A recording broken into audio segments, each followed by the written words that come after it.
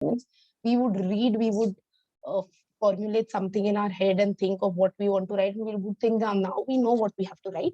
It will just take a few hours for us to sit down and just type it out. So that way we consider it as easy. And when I say difficult, it's again that we think that, we just have to pass in an assignment and it should be readable and understandable. We are no Shakespeare, or we are no very talented writer that we write something very remarkable. So most of us think of it that way, I think. If not, then if you do not agree with me, you can always speak up. But that's what my experience tells me, that that is the case. But then writing is important for us because we need to disseminate our findings, as we discussed in the last 2 sessions. It is also important to build network to promote discussion, because most of the discussion and whatever exchange or communication happens in the research field, in the academic field, is through your writing. It's rare that you meet people at conferences and form it's not rare, though. It happens that you meet people at conferences or in your own institute and form collaborations, but a lot of discussions, even with those you are collaborating with, a lot of your bouncing of ideas would take place through writing. And obviously you need writing to disseminate your findings. Even if you are making a poster, you can have minimized writing, but you still have writing to do. And then good writing and due process of research go hand in hand. Why I say this? Because if you have not followed due process in your research, if your research process has not been rigorous, has not been ethical, has not been scientific, your writing will lag. Okay, you will not know what to write when you have to write certain sections. On the other hand, even if you've done everything properly and you're not able to put it across correctly, then your research might not get all the attention that it deserves, because people will not understand what you have done. So therefore, writing is very, very important in all fields, but especially in research. Now, when we discuss writing, there are a few things, or few I want to break it down for you, what all things you need to, focus on when you're writing. First of all, writing, as I said, is often seen as a talent that some people have, some people do not have. However, that's not true. Writing is a skill. It can be built. You can work on it like anything else. You did not know reading when you were born. You learned it eventually, and you have probably improved upon your reading skills over the years. And therefore, similarly, you can do that. You do the same with writing also. Then writing as thinking. Writing is not only about expressing yourself. It is majorly about that. You want to communicate with people. You want to share your ideas, your findings with them.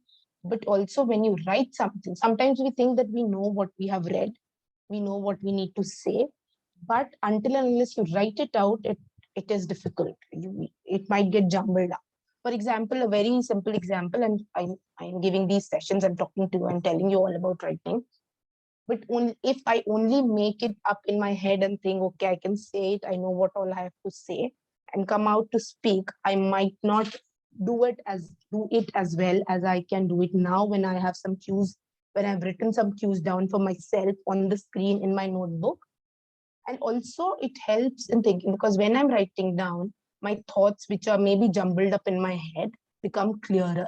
I can read it out later and realize that, okay, I was thinking it that way, but when I'm writing it out, it's not coming out as clearly as I thought it would. Then, because it's a skill, it can be practiced, it can be developed. The more you do it, as Meenu said, over the years, or as with time, as you do it again and again, you hear about it, you read more of what others are writing, and you do it, it improves. So never feel that I cannot write because I'm not a writer. Nobody is born a writer. People, maybe some have, some have, some are more inclined to writing than others. But then you can always develop it as a skill, and you can practice it. And the most important thing for whenever you're writing anything, keep your audience as your guiding light. Always know who your audience is going to be. For example, again, if I put a question to you, and if some of you can respond, if you are writing a research paper versus if you are writing a blog? Who do you think your audience would be in both these cases? Anybody?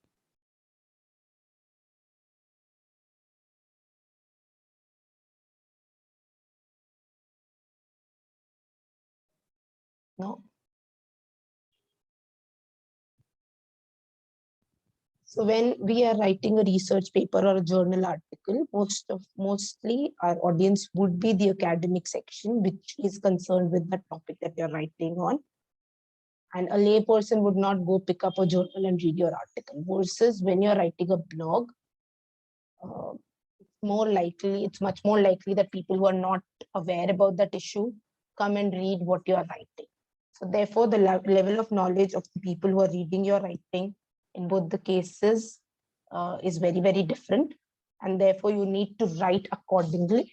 When you write blog, you cannot use all the heavy academic terms with theories which are maybe not needed. While when you're writing an academic article, an article for a journal, you maybe need to refer a lot more to the literature, a lot more to the terms that are used in that field, things like that. So, and one last thing, whenever you're writing, if you are taking your writing seriously, please be prepared to write multiple drafts. Don't think that, okay, I know what I have to write. I just have to write it and I'll do it in a few hours and edit it. A good piece of writing doesn't get over with one draft. It doesn't get over in an hour or two. It needs some time. I hope you are following me because I am not getting any response to this. I'm a little confused. Let me know if there's any confusion of that. Thank you, Pooja. Thank you. So if you need to, how to develop writing as a skill, there are a few things I want to discuss here. Then, as I said, it is a skill which can be developed through practice, and you have to practice it, and you have to practice it regularly. Regularity is a key with writing. So if I'm not saying that you have to write every day for 2 hours, it depends on what assignment you have at hand. But if you have an assignment at hand that you need to finish, do not leave the whole assignment to be written at the end or just a day before your deadline is. Okay, write it at regular intervals. If you have 20 days, make sure you write for those 20 days or at least 15 days out of those 20 days. Then to develop it as a skill, be more regular with what you can write. Find options to write. Do not run away from it. Even if you think you cannot write very well, just try it for yourself. You do not need to send it out every time you write. Not others have to see what you're writing, but just write something whenever you feel. Read it out to yourself. See how, if there what things you would like to improve. As a reader, you can know sometimes that, okay, this isn't, most of the time if it's our own work, we understand it and we find it fine, but still sometimes you can pick up things that, okay, I'm making this mistake again and again, or maybe my arguments are not very clear. So keep writing. Then whenever you have a task to do, a writing task to do, try to break it down into smaller chunks just to make it less formidable. For example, if you have an assignment which needs to be a 12-page thing, or maybe 5,000 to 8,000 words, you do not have to write it all at once. You do not have to think about it all at once. You can divide it into subsections. Then you can focus on one section at a time so that it becomes easier for you. And it's less formidable, less intimidating. Okay. Form and follow flexible outline. Now, when I say form and outline, that helps because that helps you divide it into sections. Okay.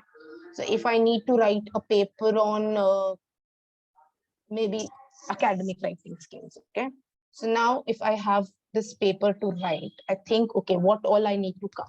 I take a notebook, maybe I form a mind map, maybe I make a list. You can follow different ways of making an outline. And I note down all the key points I want to cover in that article. And then I see what all can be subsections within that. and then I have an outline. Okay. And then I keep it flexible, because maybe while I'm writing, as I said, writing is thinking. So maybe when I'm writing, I think, okay, no, this point I wrote,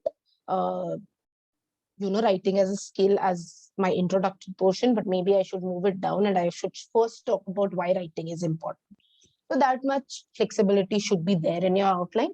Do not make it rigid, because sometimes when you start writing, you feel that, okay, some things need to go up and down and stuff like that, and keep space for that. But having an outline can help you visualize your final product. You would know what you need to write. You would know what chunks you need to focus on, and then you can pick up one and start writing. And try to, when you practice writing, so these are all tips and tricks that I have learned, or I have maybe practiced in my writing, whatever I've done, whatever little I've done. You are free to pick some of it and leave some of it, but then what has worked for me, I'm sharing. Practice both free and focused writing. Now, what do I mean by free and focused writing? A free writing would be when you do not think much about. You just know that you have to write something on academic writing. You take a pen, you take a paper, and you just start scribbling. Whatever comes to your mind goes on the paper. If you can't think of the perfect word, you just write down whatever is coming to your mind. Maybe if it's not an English word, you write down a Hindi word if Hindi is your mother tongue and you're more comfortable with it, and you just put ideas on paper. That's what free writing basically is. Sometimes you can even do it without having a topic in mind. You can just take a pen and paper and start writing. A lot of people do it because it helps. One, it helps to express yourself. It helps to put ideas to in tangible form, and you can pick them up later from there. It just sometimes helps you relieve the stress that you have with a lot of. For me, it helps in relieving that stress, because sometimes I don't know what's happening, what I need to do, and I just write, and then I know, okay. On the other hand, focused writing is when you actually put your thought on what you're writing. You think about the themes or the topics that you need to cover, and you take some more time than a free writing session. A free writing session would be a 5 or 10-minute session where you're just scribbling. On the other hand, a focused writing, you would think more of how would you arrange that paragraph, what would come earlier, what would come later, and stuff like that. And then keep writing separate from editing. So while you're writing, just write. You can obviously think of what sections would come first and what sections would come later, but do not try to make it perfect in the first time. Okay? You will have time to edit. You should have time to edit, and keep editing separate. Maybe a spelling mistake here and there is okay. A grammatical error here and there in your first draft is fine. If it's a little jumbled, it's fine. It should not be like completely haywire with no sections, but then okay, you can place the sections up, down in your editing sessions, okay? Keep it as a separate practice. And while you're writing, if you want to stimulate thinking, follow this cycle. Read, write, edit. Maybe you can sometimes even skip editing and read and write and read and write, but do not just read and then do not just write. Don't think that I have these 10 articles on this topic, I'll complete these first and read all of this and then start to write and then write it down. No. Because when you read all 10 of those, by the time you reach the 10th, you'll probably forget what you read in the first. Even if you're taking notes, you might just miss out some points. And then if you've read everything together and then writing in one go, it will not spark thinking in the same way as it does when you're writing simultaneously when you're reading. So read. And also third thing, you never get to read enough about the topic. You think that this will be enough, but then by the time you reach your 5th article, you feel there's something else I can read. And then you'll start finding that source, and then the next source, and then the next source, and the reading will never finish and writing would never start. So the best practice would be that you read something, you write, and then while you write, you realize that I need to read more about this certain thing, or maybe more about plagiarism, or more about writing as a skill, in my example of writing on academic writing, and then you go about it. Okay. So now these were some basic ideas that I think everybody can follow to when they start or when they're thinking about writing. Now I'm going to share some smaller, like some more detailed, or rather I would say practical tips that you can follow when you're undertaking writing. And these are very simple things. Some of them are very simple, or one or two are a little complicated, but you do not need to get too much into those, and you can just understand why I'm mentioning them, and you can follow accordingly. First of all, when you're writing, do not try to, do not think that if you write more, it will be better. That's not true at all. Sometimes the more specific you are, the more concise you are, the better it is. You just need to convey your idea, not fill pages. Okay. Jargons do not make the writing better. By jargons, I mean some heavy or very specific words that are very specific to a certain discipline or a certain field of study. I'm not saying do not use them, because if you are writing an academic thing, you need to use them because that displays your knowledge of the field. But always keep in mind that you're writing for the readers who may not be as well versed with the subject as you are. So if you are using jargons, try to explain them into simpler words. In simpler words, again, keeping your audience in mind. You do not need to explain a jargon or a term like academic writing in a journal writing, in a journal article, because you expect that the readers of the journal would understand what academic writing.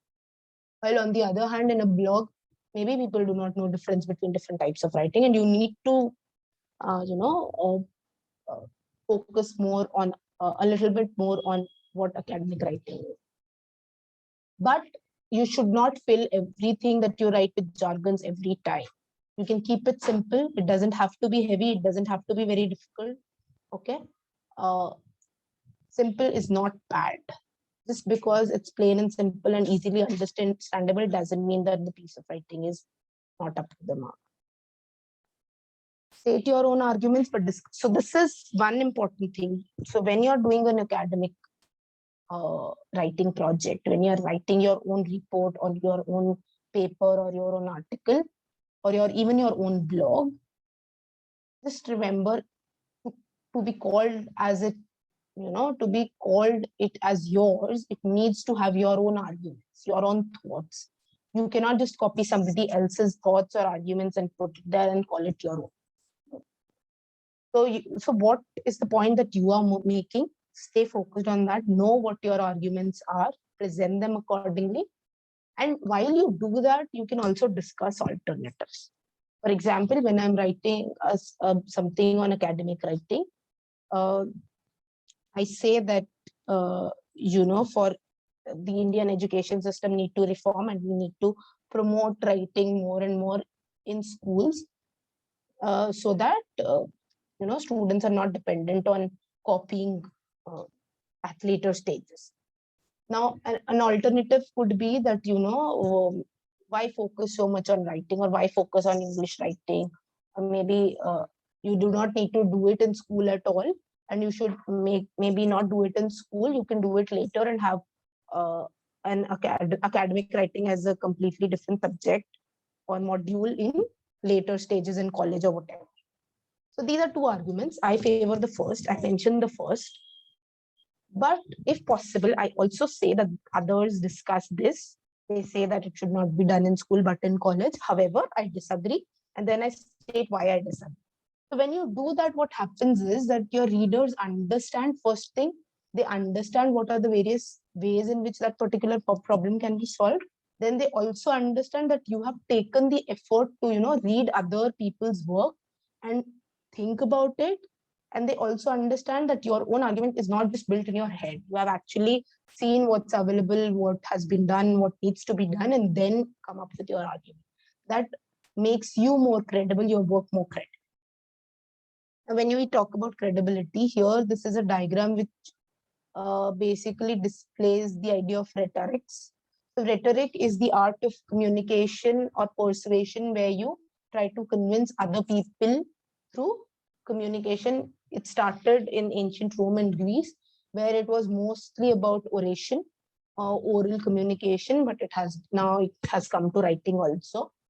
So when you basically, rhetoric says, or from what Aristotle's work has been taken up, it says that whenever you are trying to communicate something, there are three things you need to focus on.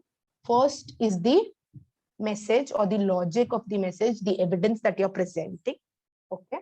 Then there is who your audience is, what emotion, how are you appealing to them? Okay. Because as human beings, numbers do not appeal to us. Just evidence or, bare facts do not appeal to us so much.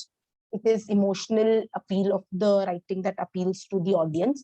So what is that of your writing? And then your own credibility. Who am I to say this? How am I establishing myself? Am I coming off as a as some copycat, or am I coming off as an as a researcher, as a dedicated worker, maybe as a social worker, whatever, what my position is?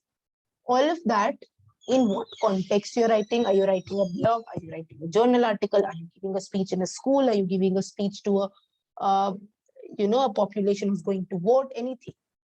And what's the purpose? Why are you writing? Now, this purpose should be known to you. Are you writing because you want to convince them with something?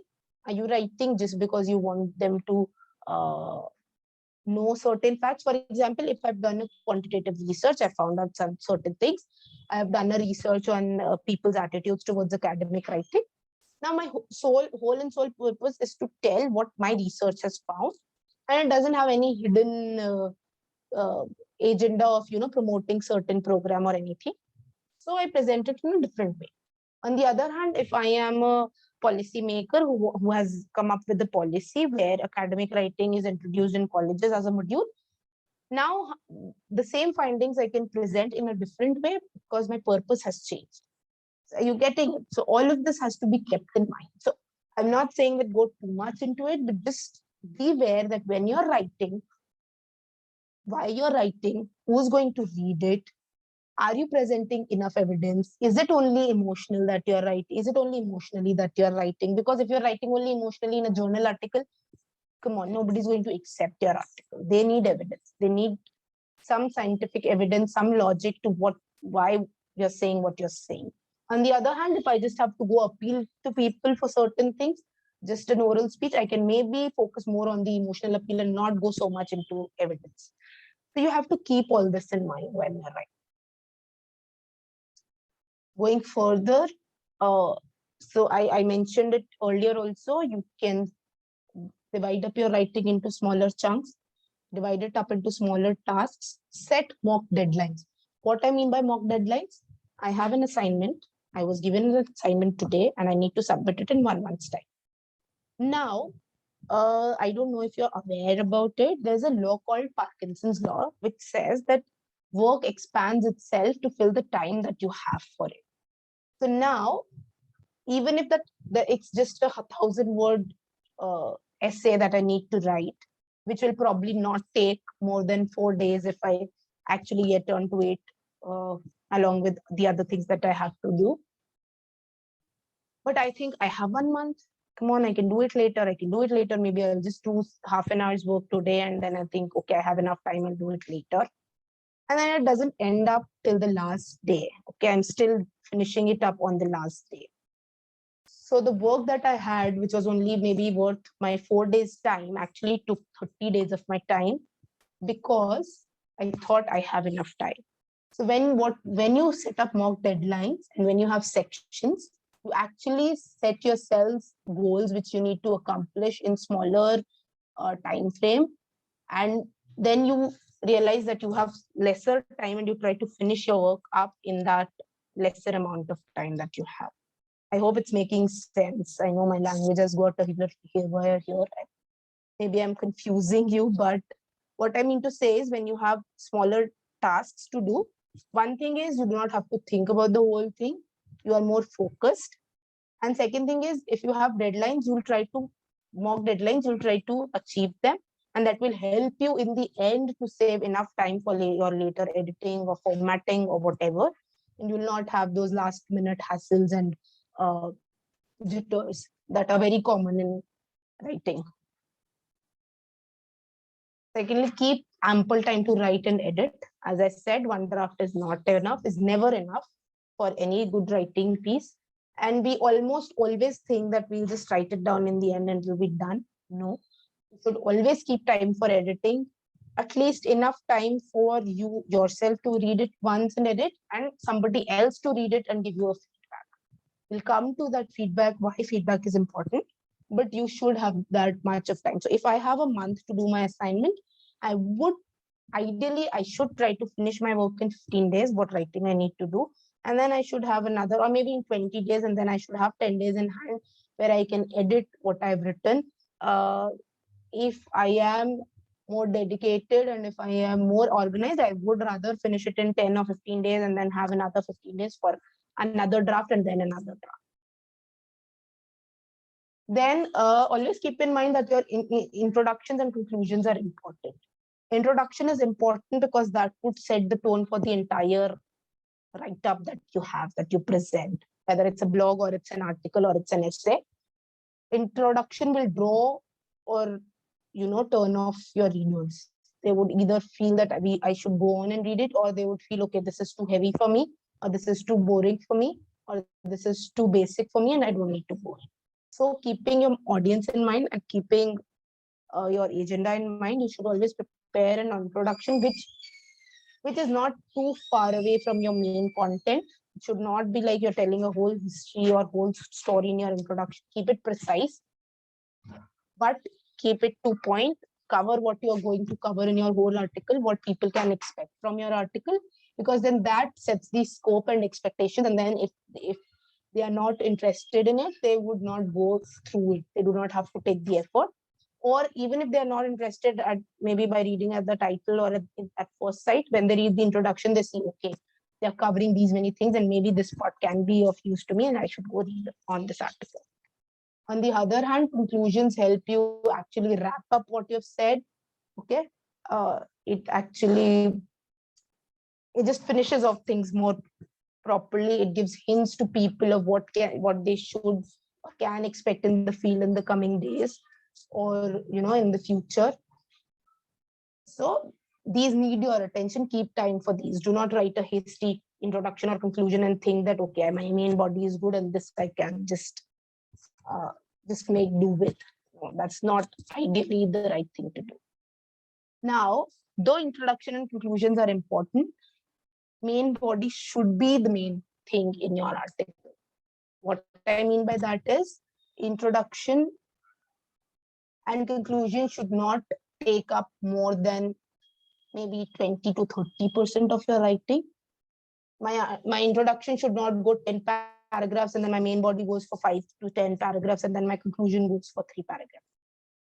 Maybe introductions 3-4 paragraphs, maybe conclusion 3-4 paragraphs, and the main body, whatever that is, whether that's a research report, whether that's maybe just a review of something, that should be the major chunk of your writing. Okay, that's what a balanced writing sample would look like. Often especially what used to happen with me when I started writing, I used to write a lot in the introduction. Like I used to build the whole thing, from scratch, trying to cover everything in the intro and then coming to the main point. That's not the ideal thing to do. Keep your introduction precise. You do not need to go in, for example, if I'm writing about academic writing, I do not need to start from how writing first started and how it evolved and all of that. No. What academic writing is, why is it important? And then you go into the main part and conclude accordingly. And lastly, whenever you're writing, be aware of the questions you're trying to address. Now, questions here doesn't necessarily mean that it has to be a question given by your teacher or your assignment, but whatever writing you're doing, it will have some objective. You're doing it for some objective. Okay, what is that objective? What are you trying to answer? What are you trying to say? You should be aware about it throughout when you're sitting to write. And just make sure that when you're writing, you are actually constantly in touch with that question and you do not go off track and write about something else. Okay? That's true when you're writing an assignment. That's true when you're writing a journal article. That's true when you're writing a PhD thesis. In my PhD thesis, I start with certain questions that I need to answer through my research.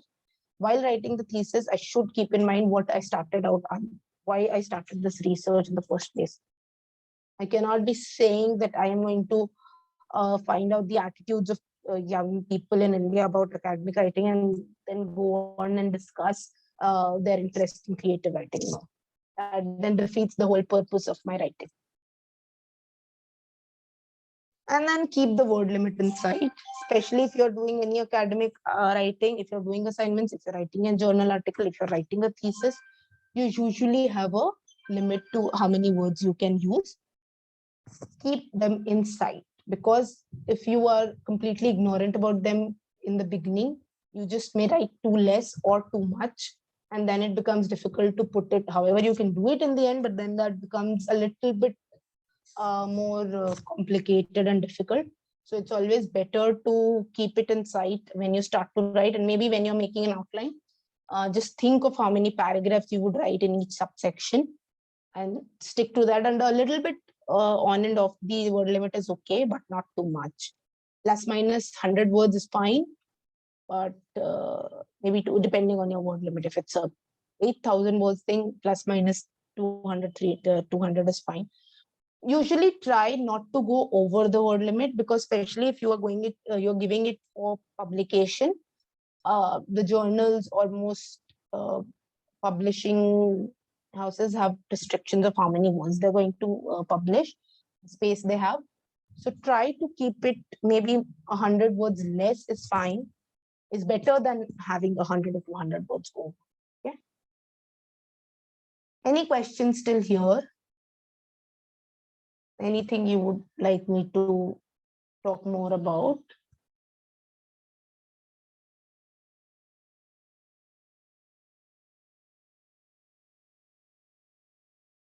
Okay, so then I'll go ahead. So as I said, you should keep your writing and editing as two separate tasks. So now what should you do when you edit? First of all, when you're editing, keep the scissor in mind, declutter.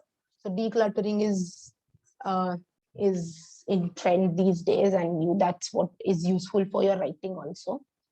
As I said earlier also, more is not necessarily better. Whenever you are editing something, when you're reading through it, when you're reading something, just think, is it necessary for the point I want to make? Is it necessary for my overall argument? Is it necessary for my overall answer? Is it necessary for the sentence? Is it necessary for this paragraph? Just try to think, okay? Too many words, especially too many objectives, too many qualifiers, adverbs, unnecessary adverbs, adjectives are not needed. Okay? Especially in academic writing, don't try to, until and unless it's backed by your own findings or something, do not go overboard and say it's very, very important. No, it's important is enough. Very, very is just redundant here. It's not useful. Okay. And it doesn't make your writing look professional or very good. Then when you're editing, when you're reading over your draft, check if each of your sentence links to the next sentence, if your paragraphs link to the next paragraphs, or are you jumping over it, or are you actually linking to what you talked about in the last para or last sentence, and are the sections making sense in the hierarchy or in the order that they are placed. Try to keep it cohesive. Try not to skip parts. Again, keeping your audience in mind. Is there something you need to explain about that you wrote in the last paragraph before you move on to the next thing? Just making sure that everything is linked, is cohesive enough. When you're writing, I said when you're writing your first draft, you can just let go of some grammar or spelling mistakes. But when you're editing, pay attention to the grammar, pay attention to your punctuations, pay attention to your spellings, pay attention to the words you have used. Sometimes when we are writing the first draft, you're not, because as I said, you just need to put it out. If that's understandable to you, it's fine. But when you're editing, you should edit as you want the reader to see it. Okay, sometimes the words that we put are not the best words. You can use a better synonym. Okay, so just think of it. Is there anything you better use? So that's why editing takes a lot of time. You need to put a lot of head to it. And it's suggested that when you do editing, you do not do anything else. You're very, very focused. So somebody in one session suggested to me that, when you're editing, you maybe do it in smaller time frames, like maybe a 20-minute session, a 15-minute session. And then you're just focused on your writing. Take a break after 15 minutes, because then that much of focus can drain you. But then when you're doing it, be very, very focused. Think about each and everything. Is the meaning coming across as what you wanted it to or not? And this is important. Now, I understand not all of us are very good with our English, especially if English is our second language, or if we are writing in any of our second languages. Maybe our grammar is not the best. Maybe our spellings are not the best. Maybe we do not know the best synonyms, but we can always improve. And this is how you'll learn. So here, maybe uh, the grammar and spell check. However, it's not very dependable. You should always consult somebody who's better than you at English if you need suggestions regarding spellings and grammar and everything. But you have softwares that can help you with this. You can take their support. You can use them and learn while you do it. Then while you're editing, now what happens is when we are writing, a lot of times, this happens with me all the time. I start in certain tense and I start writing that academic writing is necessary, and I'm writing in a simple present tense, and then I suddenly move to past with no clear logic or reason for doing that. I do it. It's just natural when we are writing. Sometimes it happens. Similarly, our voice changes. We are writing in active voice throughout, or we are writing as first person throughout, and then suddenly we start writing in third person. I'm writing like I interviewed 100 people, and then suddenly I'm like the researcher felt.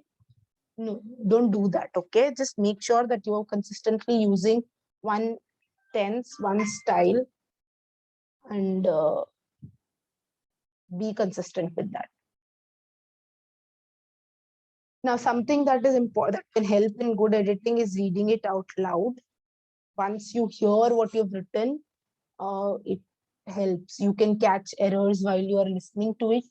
That helps you in, sometimes when we are reading silently, we do not really, it just reads fine. But when we are listening to it, it doesn't sound right.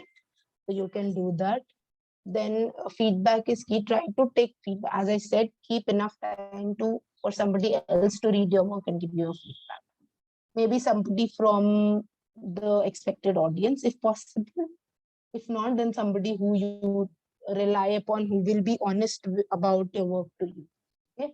Do not choose somebody who will just praise you. That's not the point of getting that feedback. You need the feedback because you want to improve your writing, not because you want to applaud yourself. Okay? So be open to feedback. I am one of those persons who's very wary of feedback. I do not, or I was not very open to feedback. I realized that closing yourself up doesn't help you improve. It's only when you make other people read your work. Because one thing, when you are reading your own work, as I stated earlier, you will mostly understand what you mean, because it's your head that came up with those ideas. But it does not necessarily go across the same way to others when they are reading your work. So that helps. Secondly, sometimes the others can spot the gaps better. Third, you have just written it, you have edited it once, you're tired of it. Okay, you're not into it so much now, and maybe somebody else reading it can help.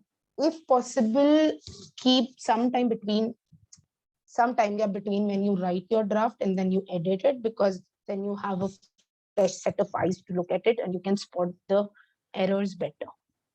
Okay, so, and then one thing to keep in mind, while you can edit as much as you want, as many times you want, just keep in mind again what your key question was, what is your purpose, why you have written, and what your key argument is, what are you trying to convey.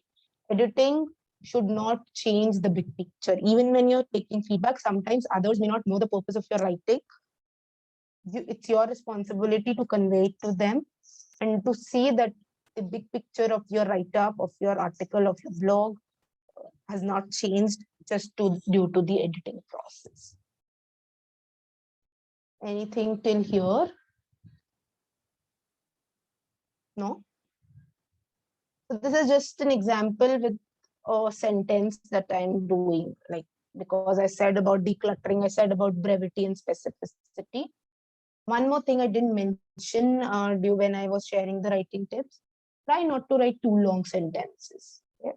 Try to keep them brief, maybe 2 clauses, 3 clauses, not more than that.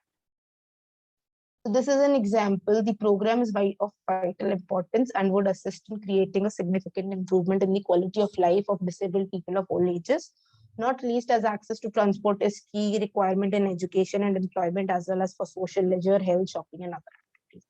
Now, this is one sentence. If you noticed, I was like almost tired reading it through because it's quite long. So if I would edit it, first of all, I do not think that of vital is important here. I do not think would assist is important here. And I think the last section is too long. Now, what I do is, this looks at too long.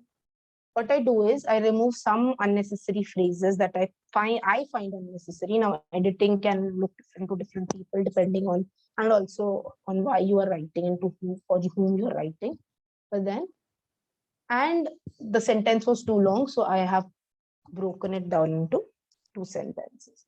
So the program is important because it can significantly improve the quality of life for people with disability of all ages.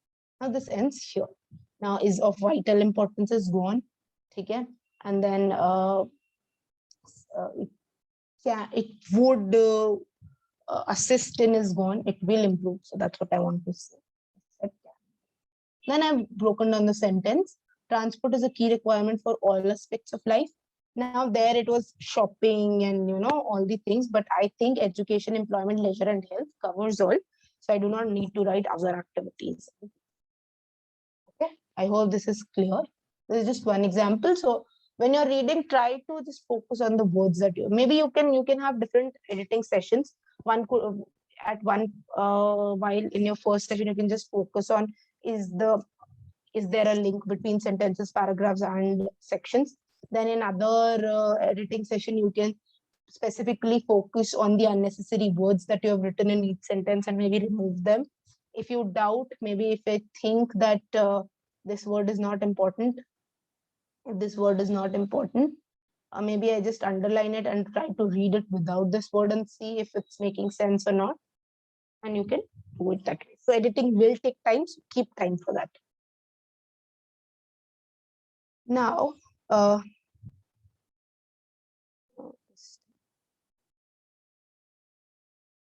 so this sums up my editing and writing tips.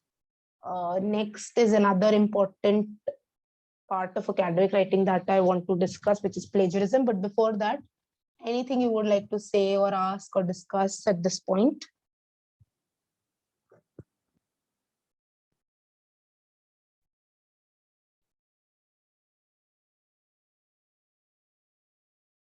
Okay, then I'll move forward. So, okay, I have one more question. I hope somebody will answer. Do you know what plagiarism is? I hope I think some of you do know, but can anybody tell me if they know what plagiarism is or if they have heard about it?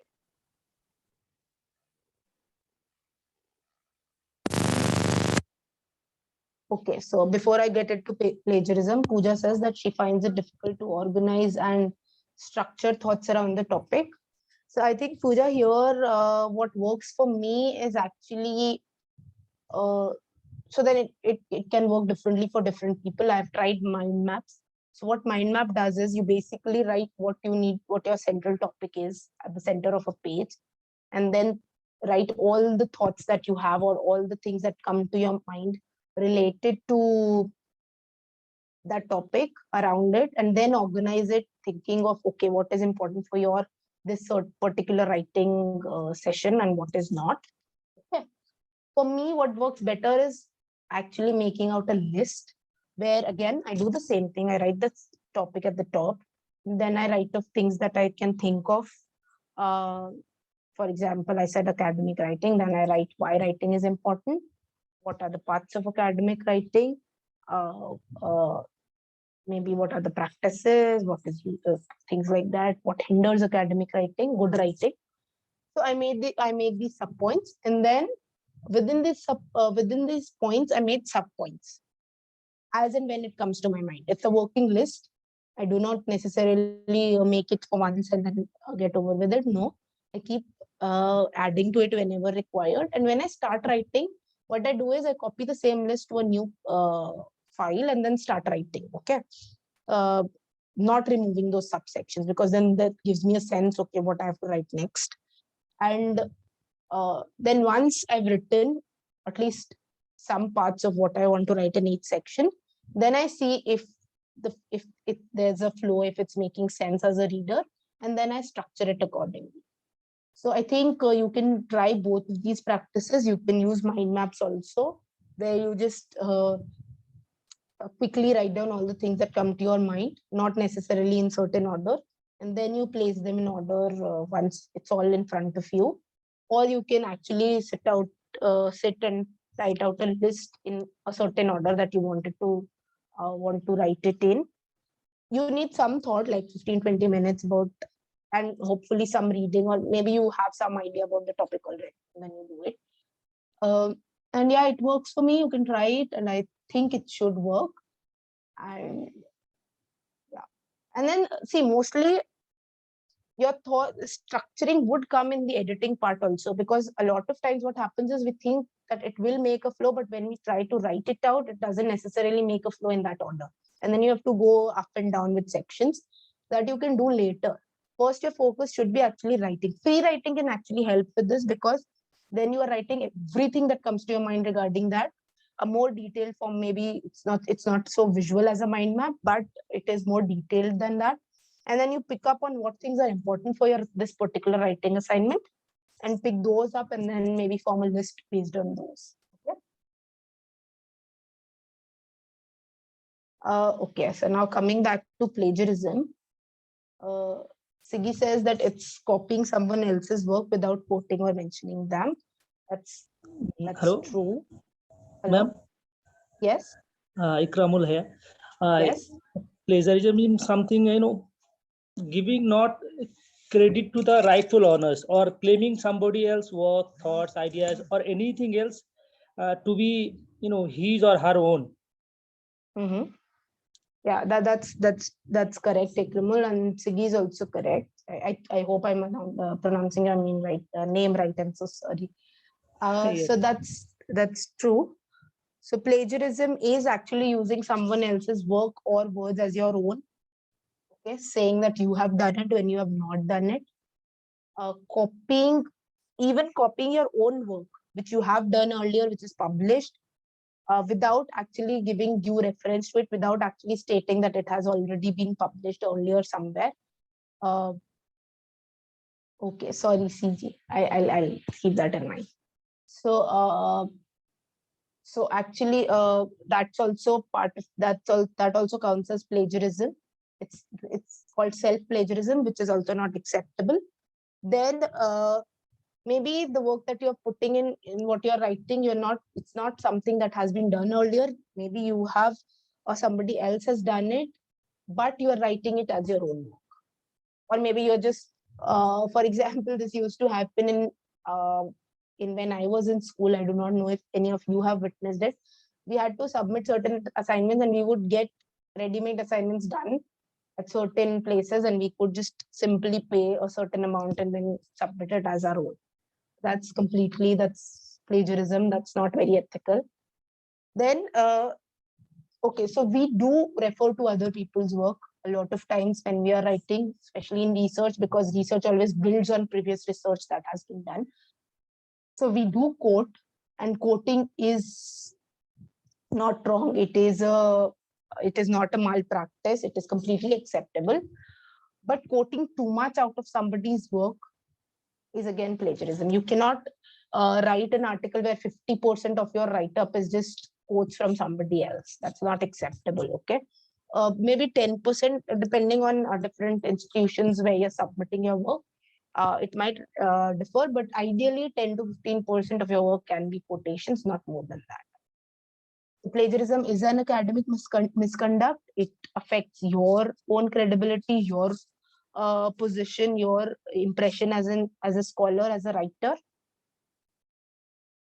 It can even lead to banishing, some journals might just not accept your work anymore if you have been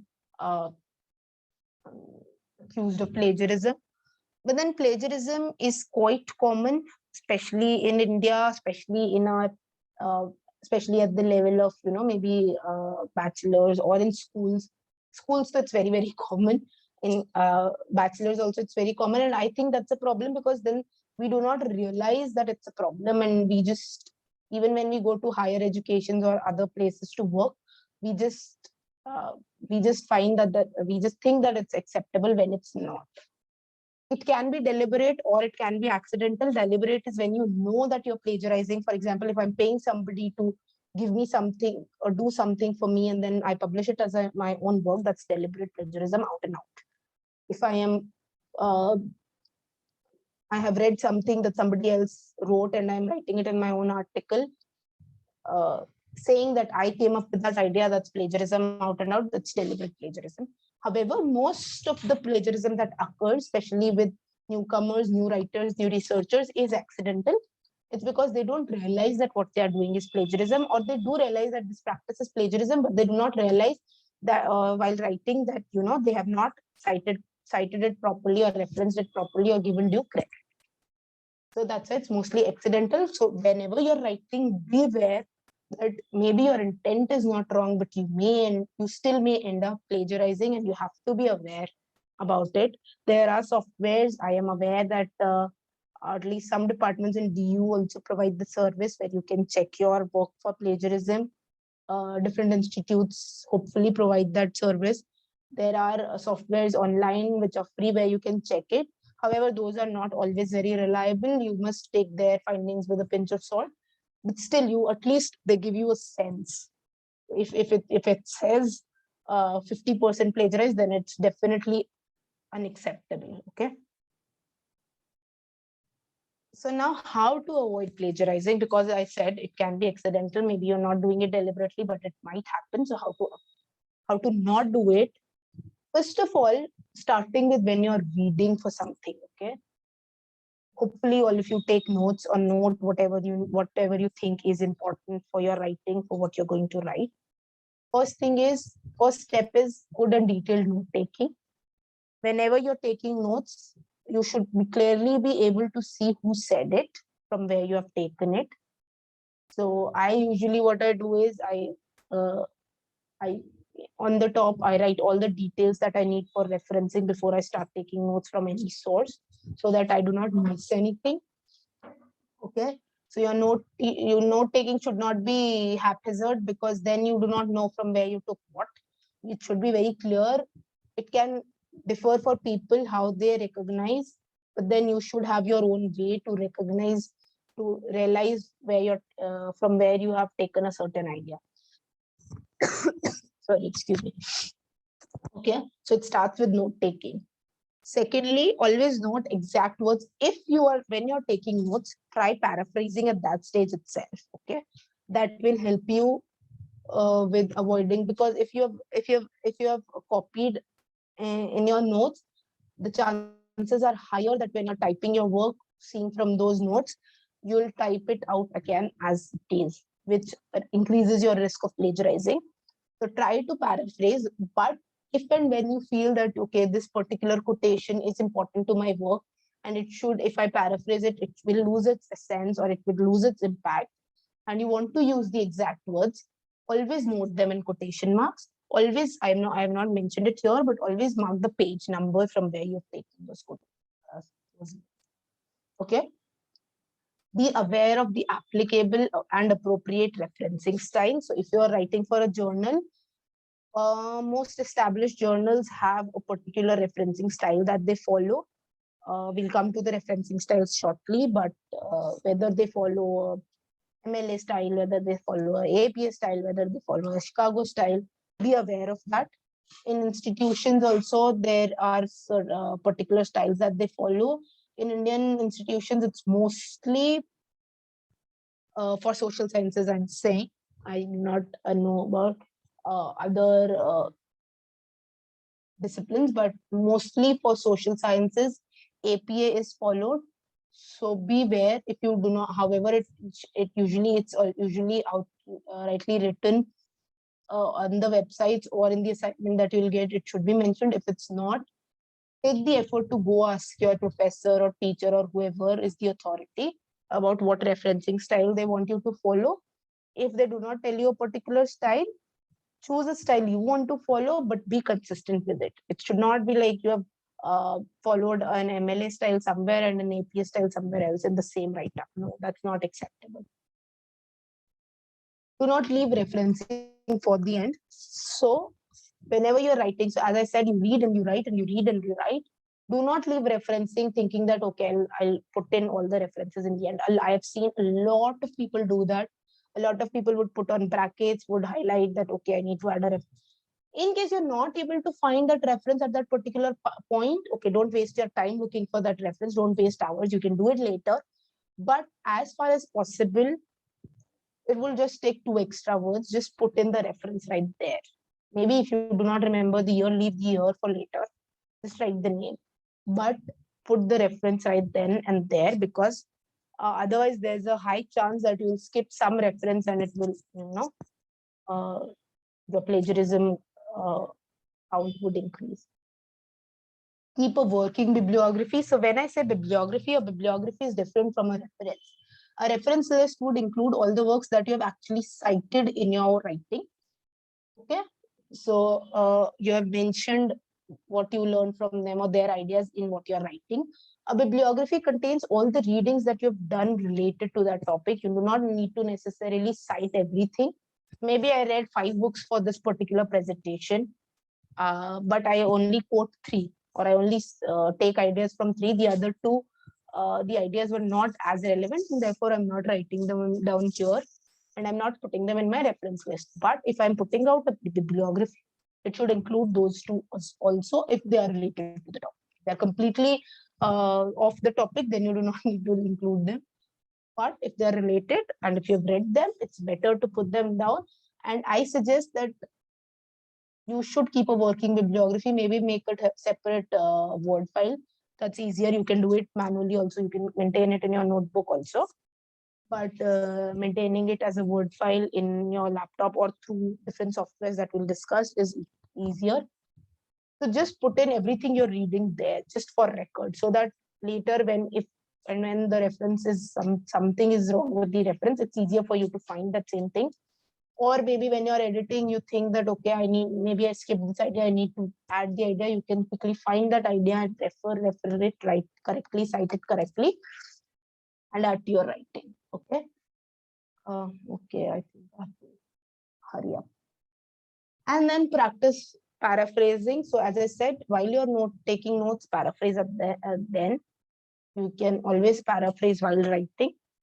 You can use synonyms for paraphrasing. You can change word forms, a noun into a verb into a noun. You can change sentence structures.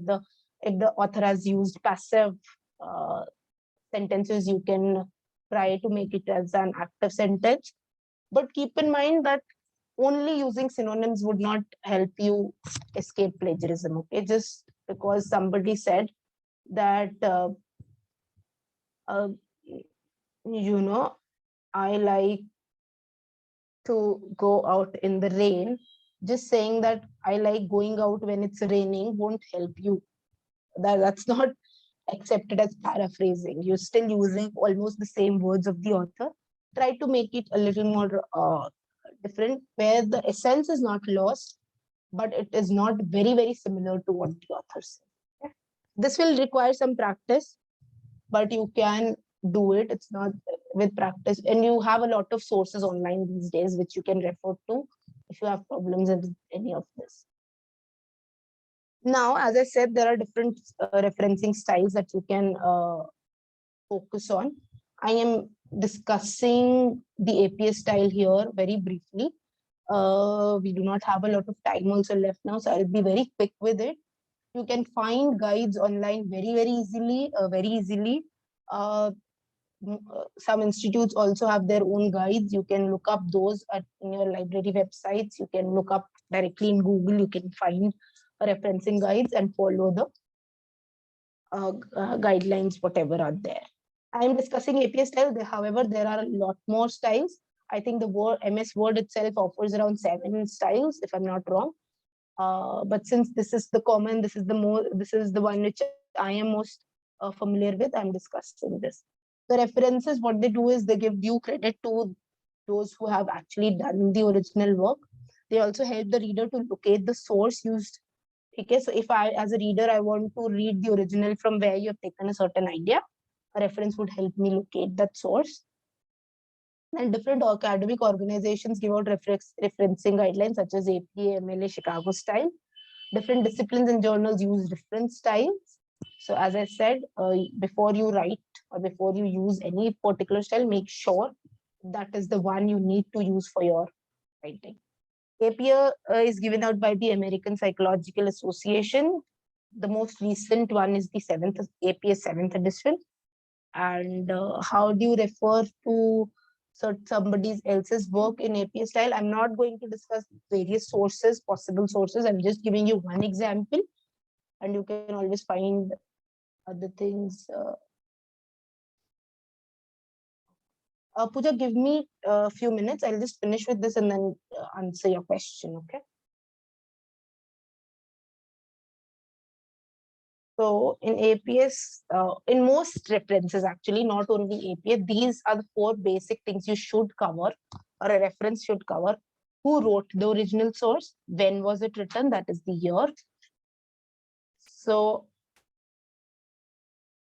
oh, I'm sorry. Who wrote it? When? What? That is the title of the source. For example, the article title or the book title, whatever the source is. And from where that source comes. So for example, the publisher, the city if possible, or if it's an online source, the URL or a DOI link, okay? So add link wherever available. So if as is common these days, we often use online sources. So if you are accessing an online source, try to add the link, okay? This is an example of a APA reference where this is the author's name, this is the year. So who, when, the title. So this is the title and the subtitle, it all comes together. So in the APA style, the title and the subtitle for a book, it's written in italics. For a journal article, the journal article title is written not in italics as normal, but the journal name is usually written in italics in the edition of the book. And then this is the publisher from where the article is. So this is what you will write in the end of your writing, where you have the reference list or the bibliography, okay? But if you are citing that person's work, if you are taking their idea in text, you're writing, an in-text citation usually includes who wrote it and when, and if possible, page number, okay? So here is the author's name, the year, and the page number. Now, how to reference? How can you put your references? Some ideas. First is obviously manual referencing. You can refer to the guidebooks or the manuals, referencing manuals, and then completely type it out yourself in the given format. If not, technology is making our work a little easier here. So MS Word provides this, I hope this is visible to you. MS Word provides us with this references section right here, where you can manage your references. So when you go, so here you can see, if you see, you can choose a style. Here I've chosen APA because that's what I use. You can use this to insert a citation if you need. And when you go to and if you go to bibliography and insert bibliography, it enters your entire bibliography into the document. If I go to manage sources, this dialog box opens. And then this dialog box opens where if I add new, I come across this dialog box where I can choose my type of source, whether it's a book, whether it's a journal article, whether it's a website. And then I fill in all the details as required, and then I do OK. And then my the bibliographic entry is saved in my book. Okay, I hope that's clear.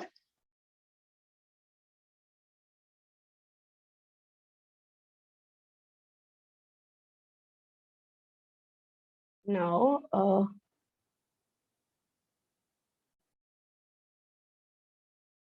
so if not MS Word, if that's not you want to know what you want to do, you can use software such as Mendeley or Endnote, which are available. There's something called Zotero also, which can help you with referencing. You can save your sources there. You can save your articles that you're reading there. It can help you come up with a particular style of referencing that you need. I have not really used any of them, so I'm not going into detail of how to use them. I usually use MS Word feature, and that's enough for me. You can use this if you search your articles or your sources from Google Scholar. There's this cite option in Google Scholar which you can use. If you see here, the cite, and then that leads to this dialog box where I can directly copy.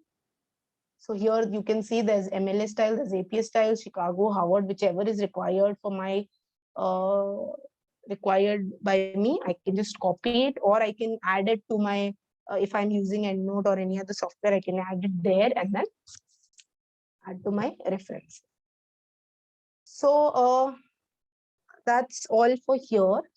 Now I'll answer what Pooja asked, and also a little bit on if you have to write a journal article.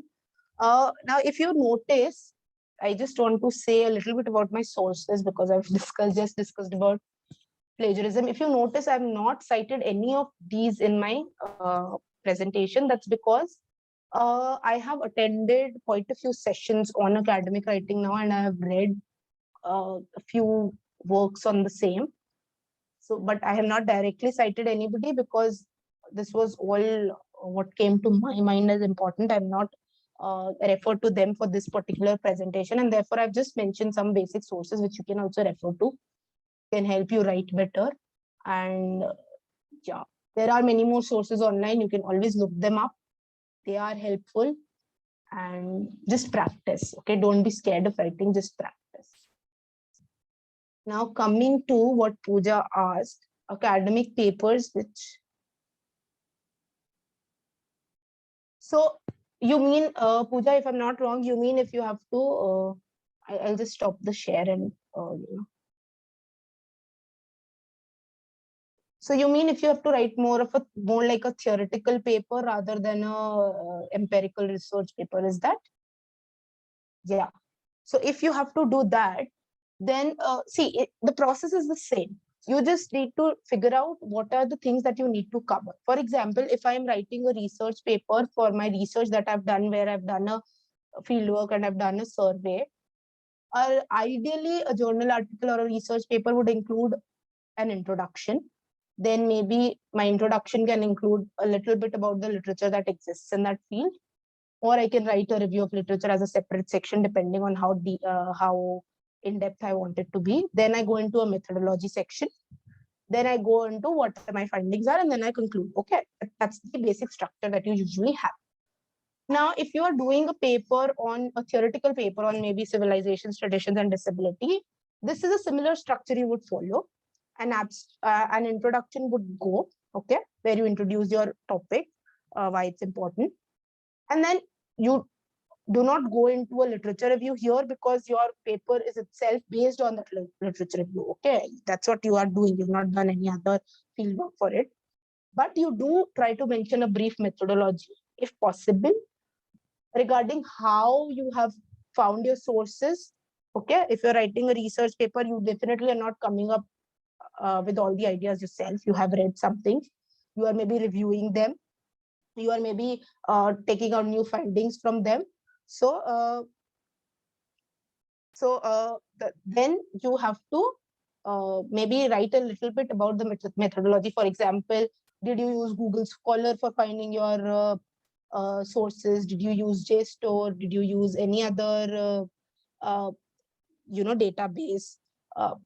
And then what keywords did you use for your search? Okay, did you use civilizations, traditions, and disability? Did you use any other terms to search? So all of that can go into your methodology. And then how you have analyzed or how you have reviewed it. For example, have you done a thematic analysis? Have you done a discourse analysis? If applicable. If not applicable, you can just directly go into your main discussion part, where you mention what different authors have said and what are your own thoughts, and conclude it. Okay, so it doesn't have to necessarily be very different. But then again, whenever you're writing a research paper for publication, if you're writing for a particular journal or particular periodical in mind, go to their website, see what their requirements are, see what writing styles they follow, because some journals and periodicals have very particular requirements in that regard. If there are any, follow them. You can always write to them and ask if there are any particular guidelines for a write-up or a submission that they would consider. So yeah, so that's how you go about it. And again, your structure would change with your audience. So if you say it's an academic paper, it will be more structured. A blog can be less structured. It can be more informal in its tone. So that's how it. Ikrimal is asking, what is the difference between references and bibliography? I've told. What is the difference between works cited and references? So as far as I know, works cited and references is the same. You actually list all the things that you have actually cited in your text, in both your works cited and your references. Okay. When I say in-text citations are what you write when you're writing a paragraph and you quote somebody or you take somebody's ideas. You write in a bracket, you just write their name and the year and preferably the page number, especially in APA style. It may differ with in other styles. In some styles, you actually put a footnote as in-text or in-text citation. So depending on that, that's the in-text citation which you do then and there in the text. A list of references or works cited or bibliography usually comes in the end. Okay. Any more questions?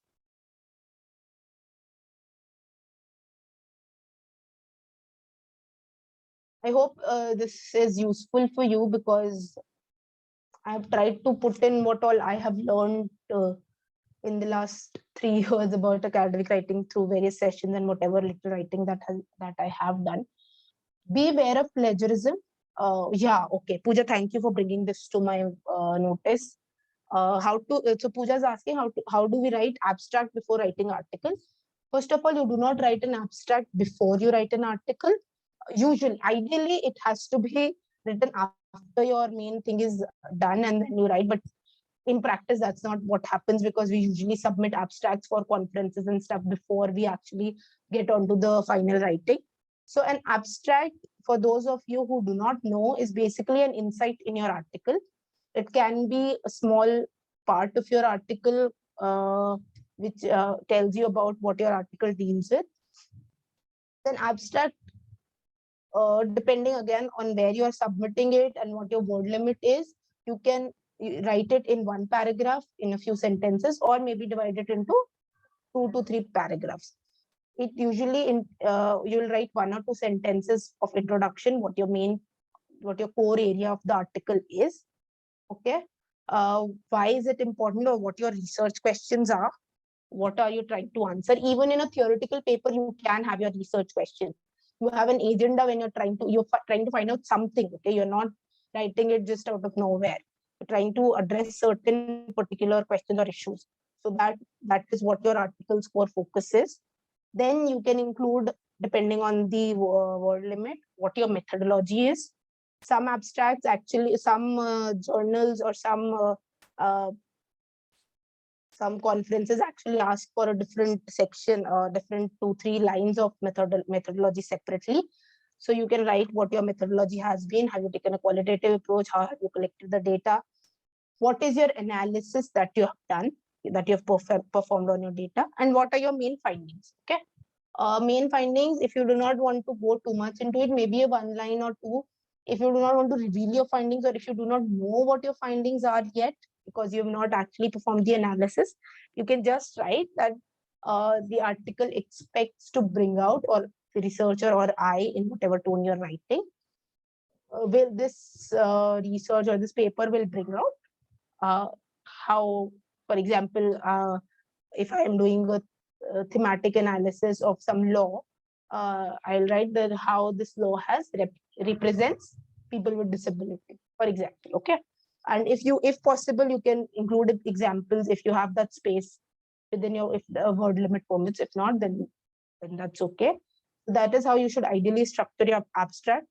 Abstract writing is also a very specific art. You have to write a lot in very few words.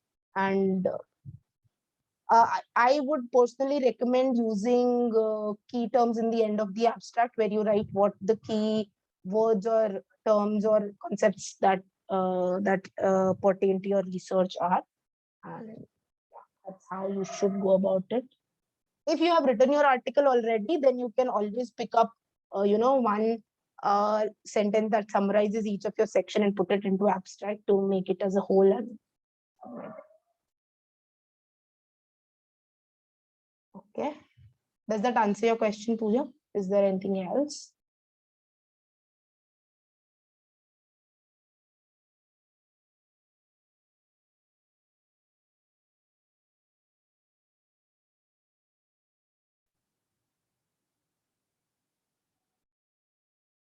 Okay, thank you. Okay, so Pooja, you're saying that we should address how to write abstract. I'll see if there's, because I am not the research person for the next class, but I will see what can be done. If there is scope, because we have limited time also, if there's scope, we'll try to add that in the next section.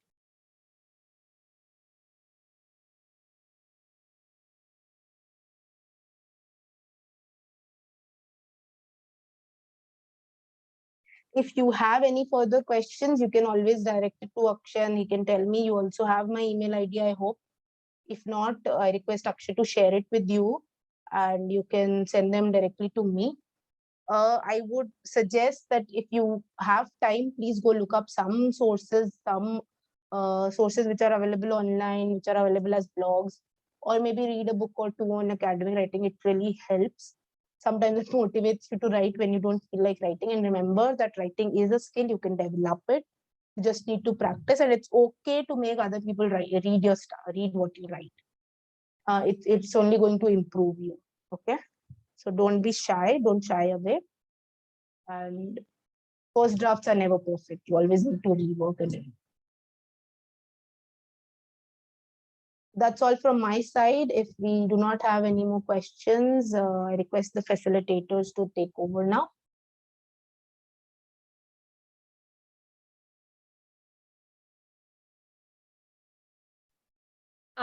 If there are any more questions, I think we can take 2 minutes to see if anyone submits it in the chat box. Yeah, sure.